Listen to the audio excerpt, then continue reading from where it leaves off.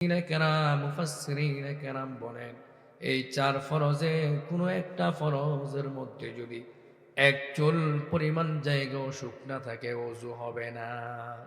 ওযু যদি পরিপূর্ণ করতে হয়, সুন্দরভাবে ফরজগুলো আদায় করতে হবে। রব্বুল আলামিন সূরা মাইদা ৬ নম্বর আয়াতের প্রথম দিক থেকে ওযুর ব্যাপারে আমাদেরকে বললেন। এরপর আল্লাহ তাআলা বলেন, ওয়াইন কুনতুম জুনুবান ফাত্তাহহারু, তোমরা যদি নাপাক হয়ে যাও, অপবিত্র হয়ে যাও, তাহলে অবশ্যই তোমাদেরকে পবিত্রতা হাসিল করতে হবে। সুতরাং কিছু কিছু বিষয় আছে ওযু করলেই হবে না। যদি আপনার উপরে আমার উপরে গোসল ফরজ হয়ে যায়, তাহলে সুন্দরভাবে গোসল করতে হবে। ওযু করলেই পবিত্রতা পরিপূর্ণভাবে হাসিল হবে না, গোসল করতে হবে। আল্লাহ তাআলা বলেন, ওয়াইন কুনতুম জুনুবান ফাত্তাহহারু। এরপর মালিক বলেন, ওয়াইন কুনতুম মারদা আও আলা সাফারিন আও জাআ আহাদুম মিনকুম মিনাল গায়ত আও লামাসতুমুন নিসা ফালাম তাজিদু মাআন ফাতায়াম্মামু সাঈদান তাইয়্যিবা। আল্লাহ তাআলা বলেন, কোথাও গেলাম অথবা তুমি অসুস্থ হয়ে গেলাম, অথবা স্ত্রীর সাথে স্ত্রীর সাথে তোমার মেলামেশা হয়ে গেল, এরপর দেখলাম পানির কোনো ব্যবস্থা নাই। রব্বুল আলামিন বলেন, সাবধান, নাপাক থাকা যাবে না। যদি পানির কোনো ব্যবস্থা না থাকে, ফাতায়াম্মামু সাঈদান তাইয়্যিবা, তাহলে পুত পবিত্র মাটি দ্বারা তোমরা তায়াম্মুম করে নাও। জোরে ঈমানের সাথে সকলে বলেন তো, তায়াম্মুমের এই বিধান দুনিয়ার কোনো মানুষ দিয়েছে নাকি স্বয়ংসরি আল্লাহ রাব্বুল আলামিন? আল্লাহ দিয়েছেন। আল্লাহ চান না আমরা নাপাক থাকি, অপবিত্র থাকি, এটা মালিক চান না। এজন্য রাব্বুল আলামিন তায়াম্মুমের বিধান দিয়ে আমাদের জন্য সহজ করলেন। আল্লাহ তাআলা বলেন, ফাতায়াম্মামু সাঈদান তাইয়্যিবা ফামসাহু বিওুজুহিকুম ওয়া আইদিকুম। তায়াম্মুমের মধ্যে বাজান তিনটা ফরজ। পবিত্রতার নিয়ত করার পর আল্লাহ তাআলা বলেন, তোমাদের দুই হাত পাক মাটিতে মেরে সুন্দরভাবে হাতটা জেরে মুখটা ভালো করে একবার মাসাজ করে নাও। রব্বুল আলামিনের পর বলেন, তোমাদের উভয় হাত একবার করে মাসাজ করে নাও। এই তিনটা জিনিস যদি থাকে তাহলে তায়াম্মুম হয়ে গেল, আমি পবিত্র হয়ে গেলাম। এরপর আল্লাহ তাআলা বলেন, মা ইউরিদুল্লাহু লিয়াজআলা আলাইকুম মিন হারাজ। রব্বুল আলামিন তোমাদেরকে পেরেশানিতে ফেলতে চান না, বিপদে ফেলতে চান না। ওয়ালাকিন ইউরিদু লিইউতাহহিরাকুম, রব্বুল আলামিন তোমাদেরকে পুত পবিত্র করতে চান। আমাদেরকে আল্লাহ পাক নাপাক রাখতে চান না।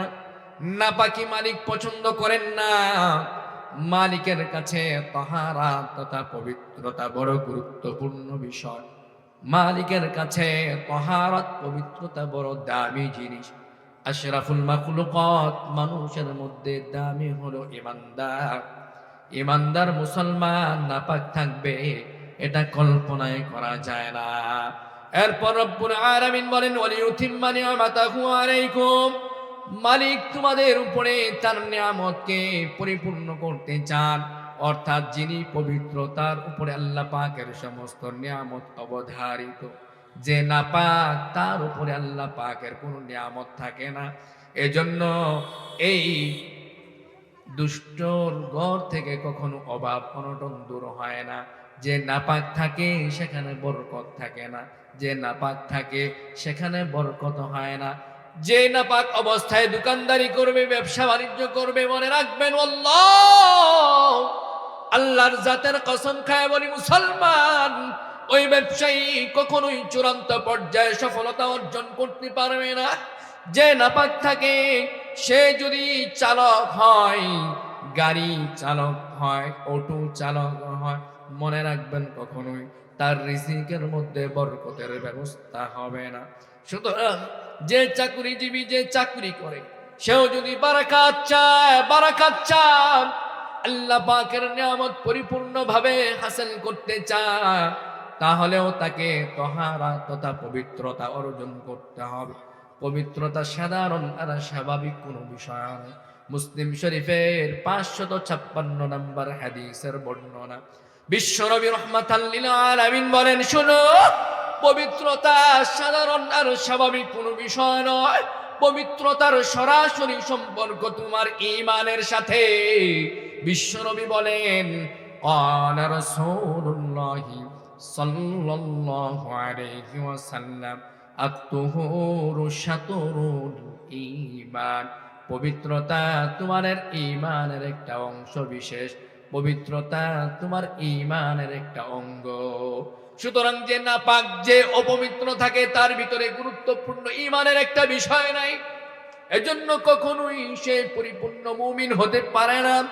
রব্বুল আলামিন বিষয়টা আরো সহজ করে, সুন্দর করে কুরআনুল কারীমের সূরাতুন নিসার 43 নম্বর আয়াতে আলোচনা করেছেন।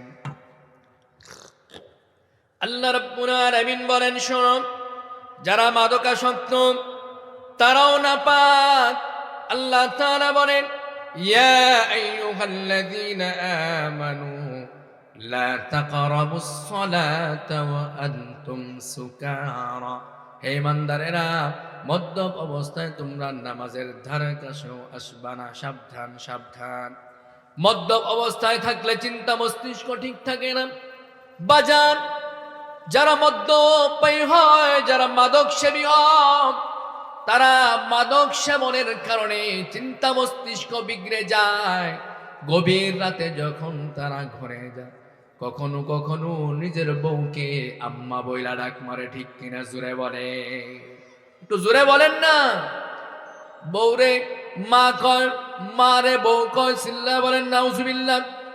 রব্বুল আলামিন বলেন, শোনো, হাত্তা তা'লামু মা তাকুলুন। যে যা বলে সে যদি তা বুঝতে পারে তাহলে বুঝতে হবে ব্রেন ঠিক আছে। যদি না বুঝে তাহলে বুঝতে হবে ব্রেন ঠিক নাই। এই অবস্থায় নামাজের কাছেও যাওয়া যাবে না। এরপর রব্বুল আলামিন বলেন, ওয়ালা জুনুবান ইল্লা আবিরি সাবিলিন হাত্তা তাগতাসিলু। তোমাদের উপরে যদি গোসল ফরজ হয়ে যায় তাহলে গোসল করতে হবে। নাপাকি যদি বড় ধরনের হয় তাহলে গোসল করে পবিত্রতা হাসিল করতে হবে। তার মানে আমরা বুঝলাম আমাদের পবিত্রতা হাসিলের 3টা গুরুত্বপূর্ণ বিষয়। 1 নাম্বার হলো স্বাভাবিকভাবে শরীর যদি বাতাসের কারণে কিংবা ওযু ছুটে যাওয়ার কারণে নাপাক হয়, অপবিত্র হয়, ওযু করলেই সাথে সাথে শরীরটা পবিত্র হয়ে যাবে। শরীর যদি পানি ব্যবহার করার মতো উপযুক্ততায় না থাকে তাহলে আল্লাহর বিধিবিধান অনুযায়ী সূরা মায়দার 6 নম্বর আয়াত, আল্লাহর শিখানো পদ্ধতিতে তায়াম্মুম করে নিলেই শরীর পবিত্র হয়ে যাবে। আরেকটা হলো গোসল করতে হবে। যদি শরীর একান্ত নাপাক হয়, শরীরের মধ্যে অপবিত্র কোনো কিছু থাকে, বাজান লজ্জার কোনো ব্যাপার না, শরমের কোনো বিষয় না। আমার আপনার দৈনন্দিন জীবনে সপ্তাহে হোক কিংবা মাসে হোক গোসল ফরজ হয় কি হয় না? অবশ্যই হয়। পুরুষের স্বপ্ন দোষের কারণে হয়, স্বামী স্ত্রী মিলনের মাধ্যমে হয়, বীর্যপাত যে কোনো কারণেই যদি হয়ে যায় তাহলে গোসল ফরজ হয়ে যায়। গোসল ফরজ হয়ে যাওয়ার পর যদি কেউ সঠিকভাবে গোসল না করে, মনে রাখবেন ওই লোকটার উপরে আল্লাহ পাকের লানত, ফেরেশতাদের লানত। সুতরাং ওই লোকটা কখনোই সুস্থ মানুষ হতে পারে না, অসুস্থ। যে লোকটা পবিত্রতাকে ভালোবাসে না, যে লোকটা পবিত্র হয় না, সে অসুস্থ। কারণ কি? এই বিকৃত মন মানসিকতা সম্পন্ন লোকগুলো শুধুমাত্র সুরুচি না থাকার কারণে, কুরুচিতে অভ্যস্ত থাকার কারণে ওই নাপাক লোকটা নাপাক অবস্থায় আমার মায়ের উপরে জুলুম করে, আমার বোনের উপরে জুলুম করে। আমার মা বোনরাও কিছু সময়ের জন্য নাপাক হয়, অপবিত্র হয়। এটা তাদের নিজের ইচ্ছার কারণে হয় না। মুসলমান, আল্লাহ পাকের ধারাবাহিক সিস্টেমের কারণে আমাদের মা বোনরা কখনো কখনো অপবিত্র হয়। আল্লাহ তাআলা কুরআনুল হাকীমের সূরাতুল বাকারার 222 নম্বর আয়াতে বলেন, ওগো নবীজি, ওয়ায়াসআলুনাকা আনিল মাহিদ কুল হুয়া আযান ফাতাজিলুন নিসা ফিল মাহিদ ওয়ালা তাকরাবুহুন্না হাত্তা ইয়াতহুরনা ফাইদা তাতাহহারনা ফা'তুহুন্না মিন হাইসু আমারাকুমুল্লাহ ইন্নাল্লাহা ইউহিব্বুত তাওয়াবিনা ওয়া ইউহিব্বুল মুতাতাহহিরিন। আসমানের মালিক আল্লাহ তাআলা বিশ্ব নবীকে ডেকে বলেন, ওগো নবীজি, মহিলাদের স্বাভাবিক ওই অসুস্থতার ব্যাপারে, আমার সম্মানিত মা বোনদের অসুস্থতার ব্যাপারে যদি ওগো নবীজি আপনাকে কেউ প্রশ্ন করে আপনি তাদেরকে জানায় দেন, কুল, আপনি বলুন, হুয়া আযা। শুনেন মুহতারাম হাজরিন, কোরআনের আয়াত থেকে শুনেন, আল্লাহ পাক নিজে বলতেছেন, মালিক বলেন, নবীজি, কেউ যদি আপনাকে মহিলাদের ওই সময়কার অবস্থা সম্পর্কে বলে, আপনি বলে দেন, কুল, নবীজি আপনি বলুন, হুয়া আযা, এটা অপরিচ্ছন্ন অসুচিকর একটা অবস্থা, এটা অপরিচ্ছন্ন একটা অবস্থা, অরুচিকর একটা অবস্থা, অসুচিকর একটা অবস্থা। ফাতাজিলুন নিসা, আল্লাহ পাক বলেন, নবীজি বলে দেন, ওই টাইমে স্বামী স্ত্রী মেলামেশা করতে পারবে না। আল্লাহ পাক বলেন, ফাতাজিলুন নিসা ফিল মাহিদ ওয়ালা তাকরাবুহুন্না হাত্তা ইয়াতহুরনা। আল্লাহ পাক বলেন, শোনো, ওই নাপাক অবস্থায়, ওই অসুচিকর অবস্থায় কোন স্বামী তার স্ত্রীর সাথে মেলামেশা করতে পারবে না, হাত্তা ইয়াতহুরনা, যতক্ষণ পর্যন্ত না সে পুত পবিত্র হবে। সুবহানাল্লাহ বলে। আমাদের মা বোনদের উপরে ওই সময়টা জুলুম হবে, মানসিক নির্যাতন হবে। অপবিত্র লোকগুলো তার সাথে ওই সময় মেলামেশার চেষ্টা করবে, বিকৃতভাবে যৌনাচার করার চেষ্টা করবে। আসমানের মালিক জানেন কি জানেন না? এজন্য আল্লাহ রাব্বুল আলামিন আগে থেকেই কোরআনুল কারীমের সূরাতুল বাকারার 222 নম্বর আয়াতের মাধ্যমে জানায় দিলেন, আল্লাহ তাআলা জানায় দিলেন, ওইটা অসুচিকর অবস্থা। কুল, নবীজি বলেন, হুয়া আযা, হুয়া আযা। ওগো নবীজি বলে দেন, এটা অসুচিকর অবস্থা, অরুচিকর অবস্থা, অপরিচ্ছন্ন অবস্থা। হাত্তা ইয়াতহুরনা, যতক্ষণ পর্যন্ত তিনি পবিত্র না হবে ততক্ষণ পর্যন্ত তার ধারে কাছে যাওয়া যাবে না। মুফাসসিরিনে কেরাম এই আয়াতের ব্যাখ্যায় লিখেন, একসাথে ঘুমানো যাবে, একসাথে থাকাও যাবে, কিন্তু শারীরিকভাবে ওই অসুস্থ অবস্থায় মেলামেশা করা যাবে না। আমার বন্ধুগণ, রব্বুল আলামিন এরপর বলেন, ফাইদা তাতাহহারনা ফা'তুহুন্না মিন হাইসু আমারাকুমুল্লাহ। আল্লাহ তাআলা বলেন, আবার যখন তিনি পবিত্র হয়ে যাবেন তোমার জন্য তখন আর কোনো বাধা নিষেধ নাই। আগে যেমন আল্লাহর হুকুমে তোমার স্ত্রী তোমার জন্য স্বাভাবিক ছিল, তিনি আবার পবিত্র হয়ে যাওয়ার পর আবার আল্লাহর হুকুমে তোমার সাথে স্বাভাবিক অবস্থা তার অব্যাহত থাকবে। চিল্লায় বলি সুবহানাল্লাহ। হাজিরিন, আল্লাহ পাক এরপর বলেন, কারণ কি জানোনি? ওই টাইমে তিনি নাপাক থাকে, এই নাপাক অবস্থায় এই জন্য মালিক নিষেধ করেছেন, তার সাথে মেলামেশা করা যাবে না। আসমানের মালিক এরপর বলেন, পৃথিবীবাসী শুনে নাও, ইন্নাল্লাহা ইউহিব্বুত তাওয়াবিনা ওয়া ইউহিব্বুল মুতাতাহহিরিন। আল্লাহ পাক বলেন, পৃথিবীর মানুষ শোনো, নিঃসন্দেহে নিঃসন্দেহে রব্বুল আলামিন তওবাকারীদেরকে ভালোবাসেন। নিঃসন্দেহে রব্বুল আলামিন তার পুত পবিত্র বান্দাদেরকে ভালোবাসেন।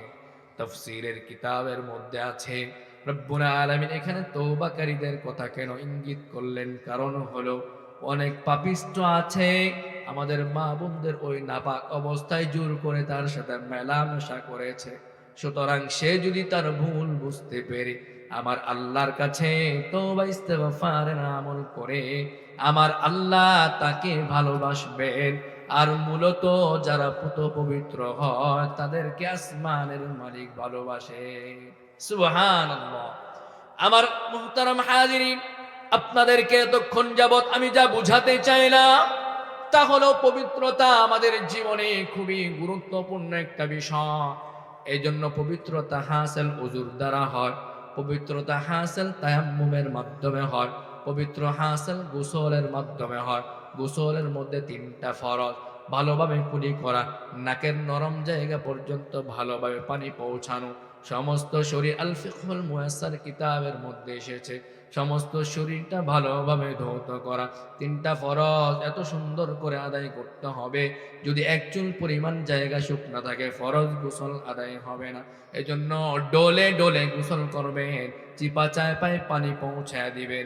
অনেকের ঘাড়টা অনেক বেশি ভাঁজ পড়ে, মাথায় পানি ডাললে ঘাড়ের বাজের ভিতরে পানি পৌঁছে না। মুসলমান সারা জিন্দেগি গোসল করলেও তার গোসল আদায় হবে না। এজন্য মাথাটা একটু সামনের দিকে নিচা করে উপরে পানি দিবেন, ঘাড়ের চিপা চাপা পানি পৌঁছায় দিবেন। অনেকের পেট বড় থাকার কারণে উরুতে পানি পৌঁছে না, লুঙ্গি অথবা প্যান্টের ভিতরে সুন্দরভাবে চিপা চাপা প্রত্যেকটা শরীরের জায়গায় পানি ডলে ডলে পৌঁছায় দিবেন, এটা ফরজ। যদি এক চুল পরিমাণ জায়গা শুকনা থাকে তাহলে আপনার ফরজ গোসল আদায় হবে না। তার মানে আপনার নামাজ হবে না, আপনার কোরআন তিলাওয়াত হবে না, আপনার পবিত্রতা হাসিল হবে না। বুঝতে পেরেছি ভাইয়া?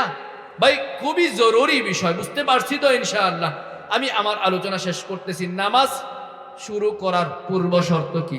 শরীর পবিত্র হওয়া। নামাজ শুরু করার পূর্বে 7টা ফরজ মুখস্থ রাখবেন কোরআন এবং হাদিসের দলিলের ভিত্তিতে। সূরা মায়েদার 6 নম্বর আয়াতে আল্লাহ বলেছেন, ওয়া ইন কুনতুম জুনুবান ফাত্তাহহারু, শরীরকে তোমরা পবিত্র করে নাও। নামাজে দাঁড়ানোর 1 নম্বর শর্ত কি? শরীর পাক। এরপর কি? কাপড় পাক। সূরা মুদ্দাসসিরের 4 নম্বর আয়াতে আল্লাহ বলেছেন, ওয়া সিয়াবাকা ফাতাহহির, তোমরা তোমাদের কাপড় চোপড় সুন্দরভাবে পবিত্র করে এরপর নামাজে দাঁড়াও। এরপর কি? নামাজের জায়গা পাক। আল্লাহ রাব্বুল আলামিন কোরআনুল কারীমের মধ্যে ইব্রাহিম এবং ইসমাঈল আলাইহিস সালাতু ওয়াস সালামকে বলছেন, ওয়াহিদনা ইলা ইব্রাহিম ওয়া ইসমাঈলা আন তাহহিরা বাইতিয়া লিত-তাইফিনা ওয়াল আকিফিনা ওয়ার রুকাইস সুজুদ। ওগো বাপ বেটা শোনো, তোমরা তাওয়াফকারীদের জন্য, ইতিকাফ করাকারীদের জন্য ভালোভাবে সুন্দরভাবে ওর রুকাইস সুজুদ, যারা রুকু এবং সিজদা করবে ঘরটাকে, সিজদার জায়গাটাকে ভালো করে পবিত্র করে নাও। তার মানে যেখানে সিজদা হবে ওই জায়গাটা পুত পবিত্র রাখতে হবে। এরপর কি? সতর ঢাকা। রব্বুল আলামিন কোরআনুল কারীমে সূরা আরাফে বলেন, খুযু যিনাতাকুম, তোমরা সুন্দরভাবে তোমাদের আবয়ব, তোমাদের পোশাক আছাক দিয়ে তোমাদের সতরকে ঢেকে নাও। এরপর নামাজের সতর ঢাকা কিবলামুখী হওয়া। আল্লাহ তাআলা কোরআনুল কারীমে নবীজি সাল্লাল্লাহু আলাইহি ওয়াসাল্লাম প্রথম বাইতুল আকদাসের দিকে ফিরে নামাজ পড়তেন। কোরআনে আল্লাহ নবীজির মন চায় তিনি যেন বাইতুল্লাহর দিকে নামাজ আদায় করেন। আল্লাহ আয়াত নাজিল করলেন, ফাওয়াল্লি ওয়াজহাকা শাতরাল মসজিদিল হারাম। ওগো নবীজি, আপনার দিল যেদিকে চায় মসজিদে হারামের দিকে, তো এটাই কিবলা, আপনি ওই দিকেই নামাজ পড়ুন। সুবহানাল্লাহ বিহামদি। এরপরে কি? নামাজের নিয়ত করা, ওয়াক্ত মতো নামাজ পড়া। আল্লাহ কোরআনে বলেন, ইন্নাস সালাতা কানাত আলাল মুমিনিনা কিতাবাম মাওকুতা, যথাযথভাবে যথা সময়ে নামাজ পড়ো। এরপর নামাজের নিয়ত করা। বুখারী শরীফের সর্বপ্রথম হাদিস, যে হাদিস দ্বারা বুখারী শরীফ শুরু হয়েছে, রাসূল কারীম সাল্লাল্লাহু আলাইহি ওয়াসাল্লাম বলেন, ইন্নামাল আ'মালু বিন্নিয়াত, সকল কাজ নিয়তের উপর নির্ভর করে। এখানে বসা আছেন, নিয়ত যদি ভালো থাকে, ইসলাহের নিয়ত যদি থাকে, আজকে আপনি সফল কাম, আপনারও অনেক জাযা হবে। নামাজে দাঁড়াইছেন, লোক দেখেন না, নামাজ যদি পড়েন কাজ হবে না। নিয়ত যদি হয় আল ইখলাসু লিল্লাহ, আমি আমার আল্লাহর সন্তুষ্টির জন্যই নামাজ পড়তেছি, ওই নামাজ কবুল। তার মানে নামাজ শুরু করার পূর্বে এই সমস্ত বিষয়গুলো আমরা খেয়াল রাখবো। রব্বুল আলামিন পুত পবিত্র জিন্দেগি আমাদেরকে যাপন করার তৌফিক দান করুন, সকলে বলি আমিন। আমরা ওযু করি না বাবা, একটা ছোট্ট আমল বলেই শেষ করছি। ছোট্ট একটা আমল, ওযুর শেষে কেউ যদি কালেমা শাহাদাত পড়ে, রাসূল বলেছেন, ফুতিহা আবওয়াবুল জান্নাতি সামানিয়া, কেউ একবার, হযরত ওমর থেকে বর্ণিত, উকবা ইবনে আমের থেকে লম্বা হাদিস, নবী সাল্লাল্লাহু আলাইহি ওয়াসাল্লাম বলেছেন, শোনো, কেউ ওযু করার পর, ওযুটা যদি ভালোভাবে করেন, মিন উনফি ও আনা মিলিকা, হাদিসে আছে ওযুর পানি দ্বারা হাতের আঙ্গুলির অগ্রভাগ থেকে নুখের এই চিপা চাপার জায়গাতে গুনাহগুলো ঝরতে থাকে। সুবহানাল্লাহ। ভালোভাবে ওযু করবেন, যদি ভালোভাবে ওযু করবেন, ওযুর শেষে যদি কালেমা শাহাদাতটা পড়েন, নবীজি বলেছেন, শোনো, কেউ যদি উত্তম রূপে ওযু করে, জান্নাতের 8টা দরজাই তার জন্য খুলে যায়। সুবহানাল্লাহ বললেন না? এবং সে অমিন আইহা, সে যেই দরজা দিয়ে ইচ্ছে সেই দরজা দিয়ে জান্নাতে প্রবেশ করতে পারবে। একটু জোরে বলেন না সুবহানাল্লাহ। তো ওযুটা সুন্দরভাবে করবেন, শীতের দিন ডইলা ডইলা করবেন, ওযুর শেষে কালেমা শাহাদাতটা পড়বেন তো ইনশাআল্লাহ, আশহাদু আল্লা ইলাহা ইল্লাল্লাহ ওয়া আশহাদু আন্না মুহাম্মাদান আবদুহু ওয়া রাসূলুহু। একটা ছোট্ট দোয়া আছে, পড়লেও ভালো হয়, আল্লাহুম্মা জাআলনি মিনাত তাওয়াবিনা ওয়াজআলনি মিনাল মুতাতাহহিরিন। রব্বুল আলামিন আমাদের সবাইকে উত্তম রূপে পবিত্রতা হাসিল করা, অর্জন করা তৌফিক দান করুন। নিজেদেরকে পবিত্র থাকার, নিজেকে পবিত্র রাখার, নিজের পরিবার অধীনস্থদেরকেও পবিত্র রাখার তৌফিক দান করুন। আমিন।